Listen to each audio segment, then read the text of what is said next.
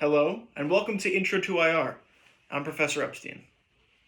So, the case we're going to be discussing today is anti Semitism in the United States. So, anti Semitism has been around for a while in the world, and it's been in the US recently, a lot.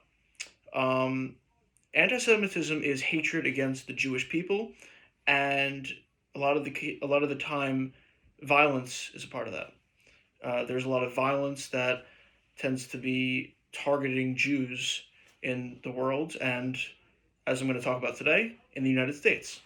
So there's a notion of superiority, and Jews are seen as the other, and other people, non Jews, are seen as the self. This has been going on since the biblical days, and the Jews have been victims of conspiracy theories and myths for a very long time. So some examples of anti-Semitism in U.S. history. In 1654, Peter Stuyvesant sought to expel Jews out of New Amsterdam. During the Civil War, actually, General Ulysses S. Grant wanted to expel Jews from the war zone that he commanded. In the 1920s, Henry Ford accused the Jews of a worldwide conspiracy, and he actually wrote about it in his newspaper. In the 1930s, many radio shows spewed pro-Hitler comments, as that was during the Holocaust, and also hate against Jews, just like Hitler believed. Um, During World War II, Jewish soldiers actually faced many verbal attacks because of their religion. And again, as I mentioned, this is during the Holocaust, which was the mass murderings of Jews in Nazi Germany when Hitler was in power.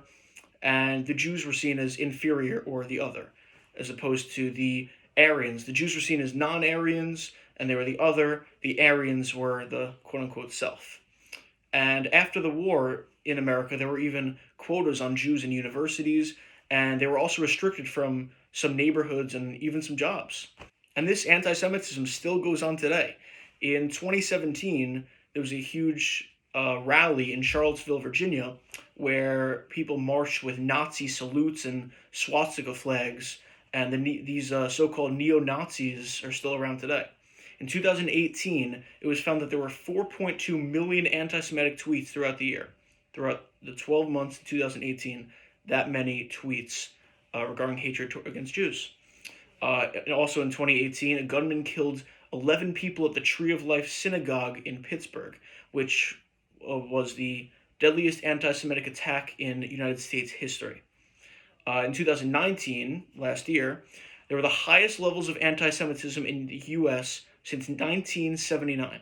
There were more than 2,100 acts of assault, vandalism, and harassment, which is a 12% increase from the previous year in 2018.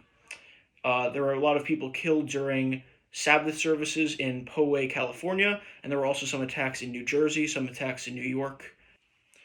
Jews are less than 3% of the U.S. population, but the majority of religiously based hate crimes are against Jewish people.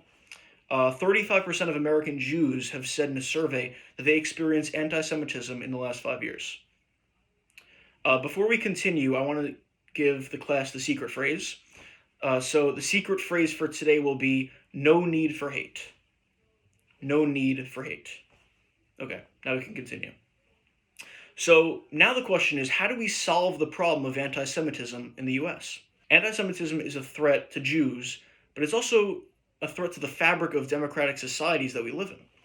It happens on college campuses, in public discourse, on social media, as I mentioned before with Twitter. And the lack of awareness is crazy among the public about anti-Semitism. It's a huge problem, the lack of awareness in our communities. So a solution to that, there has to be better education about Jewish history, such as the Holocaust, in schools. Learning about the past could really help prevent the same events in the future. So a way to do that is to implement Holocaust courses into our schools. So this idea of learning about the Holocaust in schools begs some questions like, will education actually help with this? Will this actually help decrease anti-Semitism in the United States?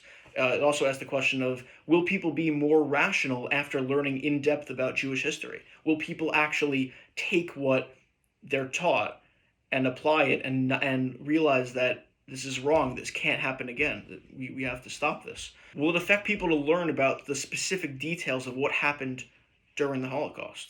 when they learn about the gruesome deaths that the Jewish people went through, will they spread the word and stop this hatred against Judaism? If someone's already anti-Semitic, will they take the time to learn about the Jews? If someone's grown up in a household that maybe they have parents who are anti-Semitic or something like that, will they then actually take the time to learn about Jews and change their mind, change their thinking, and then accept Jews? Also, will schools around the country implement Holocaust courses? Will this actually happen? I said this is a solution, but will this actually happen? Like, what kind of legislation is needed? It starts from the top. I mean, it all starts with Congress implementing the laws needed to put these required Holocaust courses or Jewish history courses into schools.